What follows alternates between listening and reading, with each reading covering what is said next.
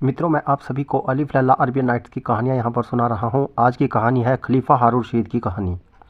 दुनियाजाद के प्रस्ताव और शहरयार की अनुमति से नई कहानी आरंभ करते हुए शहरजाद ने कहा कि कभी कभी आदमी का चित्त प्रसन्न होता है और उसकी कोई साफ वजह भी नहीं होती।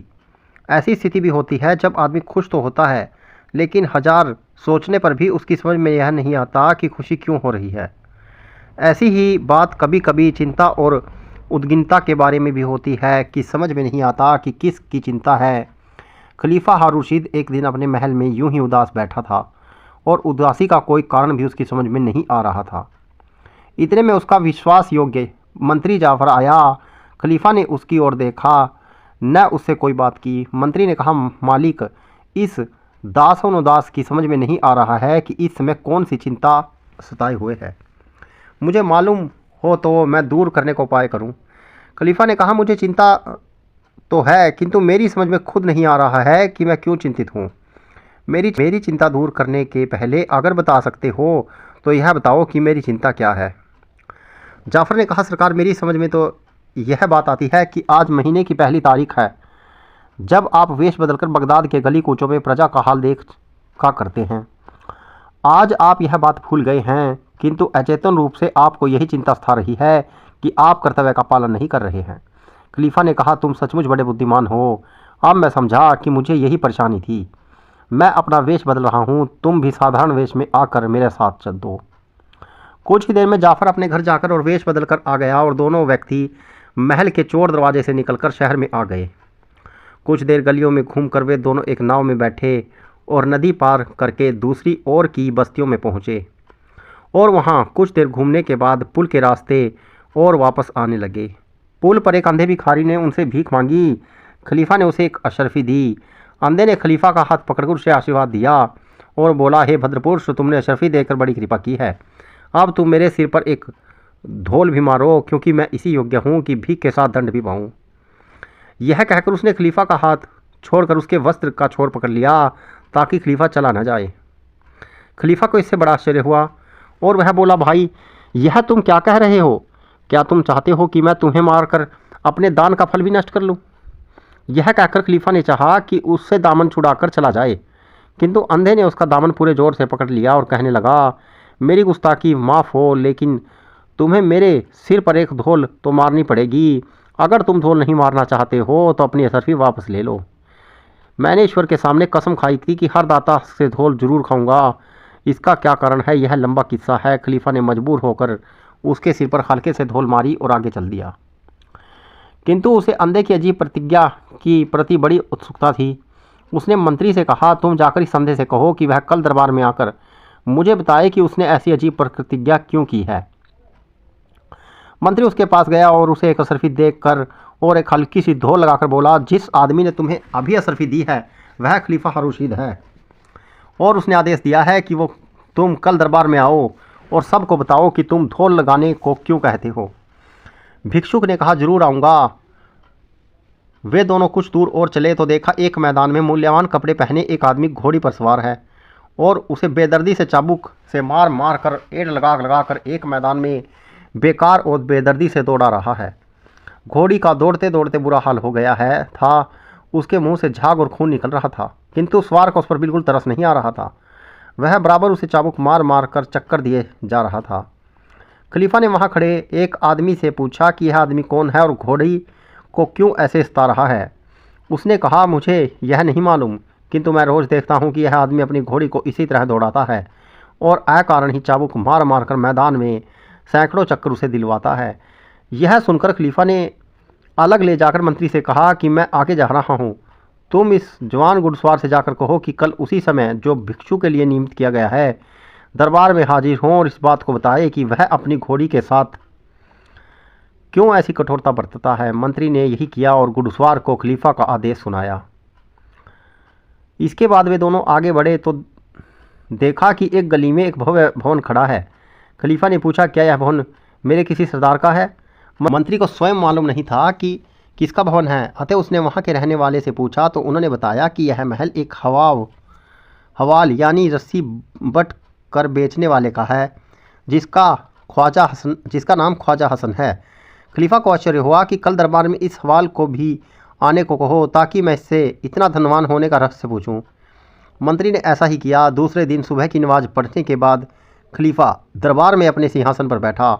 मंत्री ने उपयुक्त तीनों व्यक्तियों को, जो पहले ही वहां आ गए थे, खलीफा के सामने पेश किया। खलीफा ने अंधे भिखारी अब्दुल्ला से पूछा, मैं जानना चाहता हूँ कि तुम दाता से धोल मारने को क्यों कहते हो। भिखारी ने उसकी आवाज़ पहचान कर अपना सिर ज़मीन पर लगाया और बोला, पहले तो मैं कल की अभद्रता के लिए आपसे क्षमा मांगता हूँ। मैं नहीं जानता था कि आप कौन हैं। अब मैं अपना पूरा वृतांत आपके सम्मुख रखता हूँ। अब्दुल्ला ने कहा कि मैं इसी बगदाद नगर में पैदा हुआ था। मेरे माँ बाप मर गए तो उनका धन उत्तराधिकार में मैंने पाया। वह धन इतना अधिक था कि उससे मैं जीवन भर आराम से रह सकता था, किंतु मैंने भोग विलास में सारा धन शीघ्र उड़ा दिया। फिर मैंने जी तोड़ धनार्जन किया और उससे 80 ऊँट खरीदे। मैं उन ऊँटों को किराए पर व्यापारियों को दिया करता था।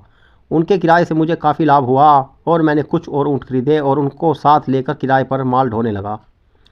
एक बार हिंदुस्तान जाने वाले व्यापारियों का माल ऊँटों पर लाद कर मैं बसरा ले गया। वहाँ माल को जहाज़ों पर चढ़ाकर और अपना किराया लेकर अपने ऊँट लेकर बगदाद वापस आने लगा। रास्ते में एक बड़ा हरा भरा मैदान देखकर मैंने ऊँटों के पाँव बांधकर उन्हें चरने के लिए छोड़ दिया और खुद आराम करने लगा। इतने में बसरा से बगदाद को जाने वाला एक फ़कीर भी मेरे पास आ बैठा। मैंने भोजन निकाला और उसे साथ में आने को कहा। खाते खाते हम लोग बातें भी करते जाते थे। उसने कहा, तुम रात दिन बेकार मेहनत करते हो। यहाँ से कुछ दूर पर एक ऐसी जगह है जहाँ असंख्य द्रव भरा है। तुम इन 80 ऊँटों को रत्नों और असरफियों से लाद सकते हो और वह धन तुम्हारे जीवन भर को काफ़ी होगा। मैंने यह सुनकर उसे गले लगाया और यह न जाना कि वह इसमें कुछ स्वार्थ सिद्ध करना चाहता है। मैंने उससे कहा, तुम तो महात्मा हो, तुम्हें संसारिक धन से क्या लेना देना। तुम मुझे वह जगह दिखाओ तो मैं ऊँटों को रत्नादि से लाद लूँ। मैं वादा करता हूँ कि तुम्हें उनमें से एक ऊँट दे दूँगा। मैंने कहने को तो कह दिया, किंतु मेरे मन में द्वंद्व होने लगा। कभी सोचता कि बेकार ही एक ऊँट से देने को कहा, कभी सोचता कि क्या हुआ, मेरे लिए 79 ऊँट ही बहुत हैं। वह फ़कीर मेरे मन के द्वंद्व को समझ गया।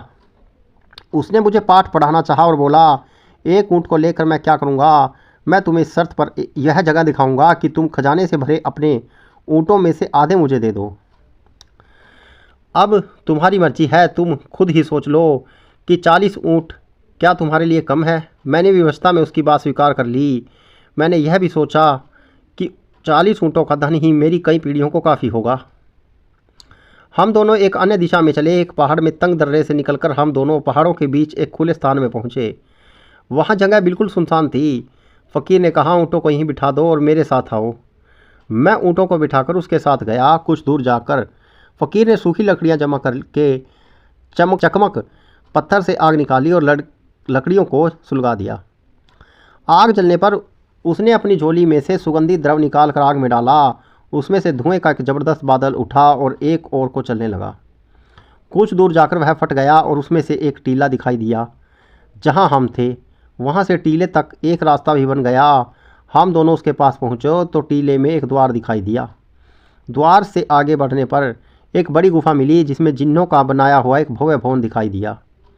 यह भवन इतना भव्य था कि मनुष्य उसे बना ही नहीं सकते थे। हम लोग उसके अंदर गए तो देखा कि उसमें असीम द्रव्य भरा हुआ था। असरफियों के ढेर देखकर मैं उस पर ऐसे झपटा जैसे किसी शिकार पर शेर झपटते हैं। मैंने ऊँटों की खुर्जियों में असरफियाँ भरना शुरू किया। फ़कीर भी द्रव्य संग्रह करने लगा, किंतु वह केवल रत्नों को भरता। उसने मुझे भी असरफियों को छोड़कर केवल रत्न उठाने को कहा। मैं भी ऐसा करने लगा। हम लोगों ने सारी खुर्जियाँ बहुमूल्य रत्नों से भर ली। मैं बाहर जाने ही वाला था कि वह फ़कीर एक और कमरे में गया और मैं भी उसके साथ चला गया। उसने भांति भांति की स्वर्ण निर्मित वस्तुएं रखी थी। फ़कीर ने एक सोने का संदूकचा खोला और उसमें से एक लकड़ी की डिबिया निकाली और उसे खोल कर देखा।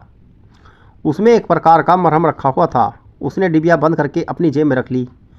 फिर उसने आग जलाकर उसमें सुगंध डाली और मंत्र पढ़ा, जिससे वह महल गायब हो गया और वह गुफा और टीला भी गायब हो गया जो उसने मंत्र बल से पैदा किया था।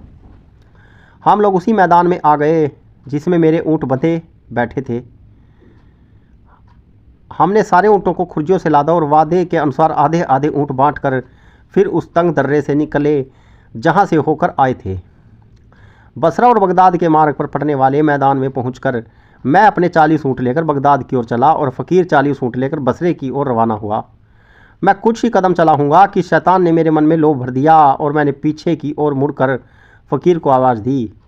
वह रुका तो मैंने कहा, साईं जी, आप तो भगवान के भक्त हैं, आप इतना धन ले कर क्या करोगे? आपको तो इससे भगवान की आराधना में कठिनाई ही होगी। आप अगर बुरा न माने तो मैं आपके हिस्से में से 10 ऊँट ले लूँ। आप तो जानते ही हैं कि मेरे जैसे संसारिक लोगों के लिए धन का ही महत्व होता है। फ़कीर इस पर मुस्कुराया और बोला, अच्छा 10 ऊँट और ले जाओ।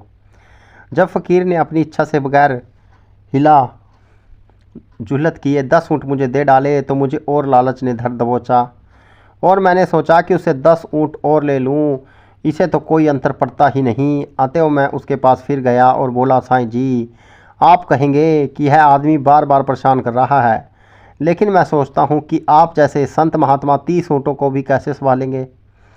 इससे आपकी साधन आराधना में बड़ा विघ्न पड़ेगा। इनमें से 10 ऊँट मुझे और दे दीजिए। फ़कीर ने फिर मुस्कुरा कर कहा, तुम ठीक कहते हो, मेरे लिए 20 ऊँट काफ़ी है, तुम 10 ऊँट और ले जाओ। तुम 10 ऊँट और ले लो। 10 ऊँट और लेकर मैं चला, किंतु मुझ पर लालच की भूत बुरी तरह सवार हो गया। या यह समझो कि फ़कीर ही अपनी निगाहों और अपने व्यवहार से मेरे मन में लालच पैदा किए जा रहा था। मैंने अपने रास्ते में पलटकर पहले जैसी बातें कहकर और 10 ऊँट उससे मांगे। उसने हंसकर यह भी स्वीकार कर ली और 10 ऊँट अपने पास रखकर 10 ऊँट मुझे दे दिए। किंतु मैं अभागा इतने से भी संतुष्ट न हुआ। मैंने बाकी 10 ऊँट का भी विचार अपने मन में निकालना चाहा, किंतु मुझे उसका ध्यान बना रहा। मैं रास्ते से लौटकर एक बार फिर उस फ़कीर के पास गया और उसकी बड़ी मिन्नत समाजत करके बाकी के ऊँट भी उससे मांगे। वह हंसकर बोला, भाई तेरी तो नीयत ही नहीं भरती। अच्छा, यह बाकी 10 ऊँट भी ले जा, भगवान तेरा भला करे। सारे ऊँट पाकर भी मेरे मन में खोट न गया। मैंने उससे कहा, साईं जी, आप इतनी कृपा की है तो वह मरहम की डिब्बी भी दे दीजिए जो आपने जिन्नों के महल से उठाई थी। उसने कहा कि मैं वह डिब्बियाँ नहीं दूंगा। अब मुझे उसका लालच हुआ। मैं फ़कीर से उसे देने के लिए हुज्जत करने लगा। मैंने मन में निश्चय कर लिया था कि यदि फ़कीर ने अपनी इच्छा से वह डिब्बियाँ नहीं दी तो मैं ज़बरदस्ती करके उससे डिब्बियाँ ले लूँगा। मैंने मन की बात को जानकर फ़कीर ने वह डिब्बियाँ भी मुझे दे दी और कहा, तुम डिब्बियाँ ज़रूर ले लो, लेकिन यह ज़रूरी है कि तुम इस मरहम की विशेषताएं समझ लो। अगर तुम इसमें से थोड़ा सा मरहम अपनी बाईं आंख में लगा लोगे तो तुम्हें सारे संसार के गुप्त कोश दिखाई देने लगेंगे, किंतु अगर तुमने इसे दाहिनी आंख में लगाया तो सदैव के लिए दोनों आंखों से अंधे हो जाओगे। मैंने कहा, साईं जी, आप तो इस मरहम के पूरे जानकार हैं, आप ही इसे मेरी आंखों में लगा दें। फ़कीर ने मेरी बाईं आंख बंद की और थोड़ा सा मरहम लेकर पलक के ऊपर लगा दिया। मरहम लगते ही वैसे ही हुआ जैसा उस फ़कीर ने कहा था, यानी दुनिया भर के गुप्त और भूमिगत धन कोश मुझे दिखाई देने लगे। मैं लालच में अंधा तो हो ही रहा था। मैंने सोचा कि अभी और कई खजाने होंगे जो नहीं दिखाई दे रहे हैं। मैंने दाहिनी आंख बंद की और फ़कीर से कहा कि इस पर भी मरहम लगा दो ताकि बाकी खजाने भी मुझे दिखने लगे। फ़कीर ने कहा, ऐसी बात न करो, अगर दाहिनी आंख में मरहम लगा तो तुम हमेशा के लिए अंधे हो जाओगे। मेरी अकल पर पर्दा पड़ा हुआ था। मैंने सोचा कि यह फ़कीर मुझे धोखा दे रहा है। यह भी संभव है कि दाहिनी आंख में मरहम लगा जाने से मुझे उस फ़कीर की शक्तियों के रहस्य मालूम हो जाएं। मैं उसके पीछे पड़ गया। वह बार बार कहता था कि यह मूर्खता भरी जिद छोड़ो और मरहम को दाईं आंख में लगवाने की बात न करो, किंतु मैं यही समझता था कि वह स्वार्थ ही मेरी दाईं आंख में मरहम नहीं लगा रहा है। मैं बराबर उससे कहता रहा कि दाहिनी आंख में मरहम लगा दो। उसने मुझसे कहा, भाई तू क्यों जिद कर रहा है? मैंने तेरा जितना लाभ कराया है, क्या उतने की हानि मेरे हाथ से उठवाना चाहता है? मैं एक बार भलाई करके अब तेरे साथ बुराई क्यों करूं? किंतु मैंने कहा, जैसे आपने अभी तक मेरी हर एक जिद पूरी की है, वैसे ही आखिरी जिद भी पूरी कर दीजिए। अगर इससे मेरी कोई हानि होगी तो मुझी पर उसकी जिम्मेदारी होगी, आप पर नहीं। उसने कहा, अच्छा तू अपनी बर्बादी चाहता है तो वही सही। यह कहकर उसने मेरी दाईं आंख की पलक पर भी उस मरहम को लगा दिया। मरहम लगते ही मैं बिल्कुल अंधा हो गया। मुझे अपार दुख हुआ। मुझे अपनी मूर्खता याद न रही। मैंने फ़कीर को भला बुरा कहना शुरू कर दिया और कहा, अब यह सारा धन मेरे किस काम का, तुम मुझे अच्छा कर दो और अपने हिस्से के 40 ऊँट लेकर चले जाओ। उसने कहा, अब कुछ नहीं हो सकता, मैंने तुम्हें पहले ही चेतावनी दी थी। मैंने उससे और अनुनय विनय की तो वह बोला, मैंने तो तुम्हारी भलाई का भयंकर प्रयत्न किया था और तुम्हें हमेशा सत्य परामर्श ही दिया था, किंतु तुमने मेरी बातों को कपटपूर्ण समझा और गलत बातों के लिए जिद की। अब जो कुछ हो गया है वह मुझसे ठीक नहीं हो सकता, तुम्हारी दृष्टि कभी वापस नहीं लौटेगी। मैंने उससे बहुत ही गिड़गिड़ा कर कहा, साईं, मुझे अब कोई लालच नहीं रहा, अब शौक से सारी धन संपदा और मेरे सभी 80 ऊँट ले जाइए, सिर्फ मेरी आंखों की ज्योति वापस दिला दीजिए। उसने मेरी बात का कोई उत्तर नहीं दिया, बल्कि सारे ऊँट और उन पर लदी हुई संपत्ति लेकर बसरा की ओर चल दिया। ऊँटों के चलने की आवाज़ सुनकर मैं चिल्लाया, साईं जी, इतनी कृपा तो कीजिए कि इस जंगल में इसी दिशा में न छोड़िए, अपने साथ लिए चलिए। रास्ते में कोई व्यापारी बगदाद जाता हुआ मिलेगा तो मैं उसके साथ हो लूँगा। किंतु उसने मेरी बात न सुनी और चला गया। अब मैं अंधेरे में इधर उधर भटकने लगा। मुझे मार्ग का भी ज्ञान न था कि पैदल चल देता। अंत में थक कर गिर रहा और भूख प्यास से मरणासन हो गया। मेरे सौभाग्य से दूसरे ही दिन व्यापारियों का एक दल बसरा से बगदाद को जाते हुए उस मार्ग से निकला। वे लोग मेरी हालत पर तरस खाकर बगदाद ले आए। अब मेरे सामने इसके अलावा कोई रास्ता नहीं था कि मैं भीख मांगकर पेट पालूं। अपने लालच और मूर्खता का इतना खेद हुआ कि मैंने कसम खा ली कि किसी से तब तक भीख नहीं लूँगा जब तक वह मेरे सिर पर एक धौल न मारे। इसलिए कल मैंने आपसे धृष्टता की थी। खलीफा ने कहा, तुम्हारी मूर्खता तो बहुत बड़ी थी, भगवान तुम्हें क्षमादान करेंगे। अब तुम जाकर अपनी सारी भिक्षुक मंडली को अपना वृतांत बताओ, ताकि सभी को मालूम हो कि लालच का क्या फल होता है। अब तुम भीख मांगना छोड़ दो, मेरे खजाने से तुम्हें हर रोज़ 5 रुपया मिला करेगा और यह व्यवस्था तुम्हारे जीवन भर के लिए होगी। बाबा अब्दुल्ला ने कहा, ज़मीन सिर लगाकर कहा, सरकार के आदेश का मैं खुशी से पालन करूंगा। मैं आपको अलिफ लैला अरबियनाइट्स की कहानी सुना रहा हूं। यह मैंने आपको खलीफा हारून रशीद और अंधे बाबा अब्दुल्ला की कहानी सुनाई है। कहानी अच्छी लगे तो शेयर कीजिएगा।